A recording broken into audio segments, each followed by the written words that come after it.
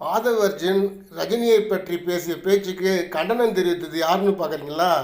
எடப்பாடி பழனிசாமி, இந்த அண்ணாமலை, அப்புறம் நயினார் நாகேந்திரன். யார் இவங்கெல்லாம்? அதிமுக பிஜேபி சேர்ந்தவங்க. இந்த இந்த கண்டனங்களை ஒரு தொகுப்பாக தொகுத்து ஒரு அறிக்கையாக்குனது ரஜினி ஆக்குனாரா? முதல்ல அதிமுக பிஜேபி, அடுத்தது ரஜினி. இதை வெளியிட்டு பப்ளிசிட்டி பண்ணது யார்? திமுக. இப்போ புரியுதா? அதிமுகவும் திமுகவும் ஒன்றா சேர்ந்து எதுக்குறாங்கன்னு சொன்னால விஜய், அது உண்மைன்னு புரியுதா? அதிமுக பிஜேபி திமுக எல்லோரும் ஒன்றா சேர்ந்து தான் டிவிக்கு நசுக்க பார்க்குறாங்க. ஆனால் இது நசுக்கவோ பிதுக்கவோ முடியாது. ஏன்னா நசுக்க பிதுக்கெல்லாம் இது வேறு கட்சி, இது கிடையாது. இது பொங்கி எழுவான பசங்க பாருங்கள், பிள்ளைங்க பசங்கன்னா பொங்கி எழுவாங்க. எப்படி பண்ணியிருக்காங்க பாருங்களேன்.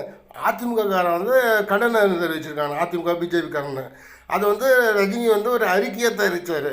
அந்த அறிக்கையை தமிழ்நாடு ஃபுல்லாக விளம்பரம் பண்ணி பப்ளிசிட்டி பண்ணது நம்ம திமுகவோட பெண் நிறுவனம். பாருங்கள், 3 பேரும் கூட்டணி. அப்போ கூட்டணி தானே திமுக பிஜேபி ரஜினி, அப்புறம் திமுக பிஜேபி ரஜினி அதிமுக எல்லாருமே கூட்டணியாக தானே பண்ணியிருக்காங்க இந்த வேலையை. இப்போ புரியுதா?